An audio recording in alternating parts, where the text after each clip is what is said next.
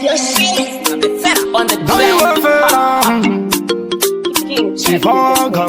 it's Vaggah. Iwe sivulasi panacho Dahu yango moini ndakazitanya Siplasi mafansi oti wakanyanya Tinenge soko handi yerin mukanya iwe Naiwe fera mafansi ndosi andaunganisa Pira tafera ndosi abachirisa Hansi Vaggah unotinakisa Kumanera nengoma puti ndokwisa Sivulasi ndoti ndaunganisa Pira tafera nasi abachirisa Kumanera nengoma ini ndokwisa Hansi Vaggah unotinakisa Hause kuti ndakubudira kwenera Ndauya kuzoimba mbira msafera Hansi Vaggah unotiterera Angoma hupe kuti wapembera Tonza ngoma vakutotizwa kuno Kumaziya vakuchikisha chiuno Panziriya yakutonditi pulo Hansi Vaggah ngoma Hausi wenyika zino Vaggah uyu musa ufananisa Nasiyambira ini vachizisa Mafansi nini ndaunganisa Kumanera nengoma kuti ndakwisa Dati uyu musa ufananisa Kumanera nengoma kuti ndakwisa Vaggah fansi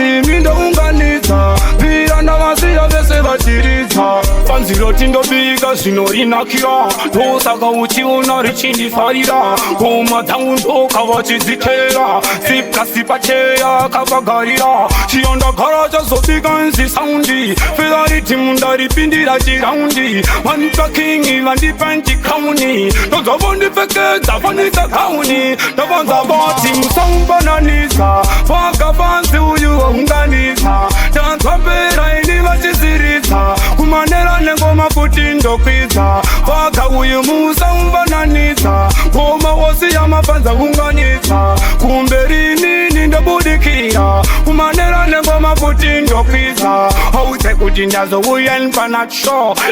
Vaggah chauya kuzi big show Vandiona inini vatondisiya so Hause ndinokwira dzikafute siso Vamwe voti egis Vaggah Ngoma iro vazorikandira palata Hause kuti voti ngoma rakanyanya Tinenge sofa ndiyerin mukara Ndati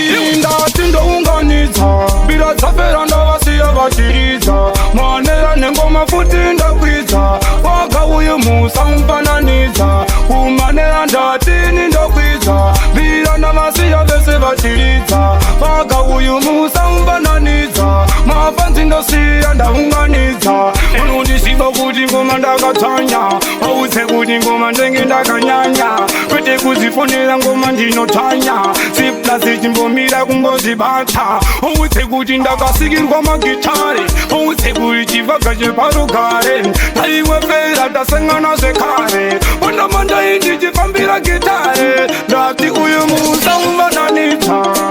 Mbira ndosiya ndanganidza Hause kuti vamwe vachiziridza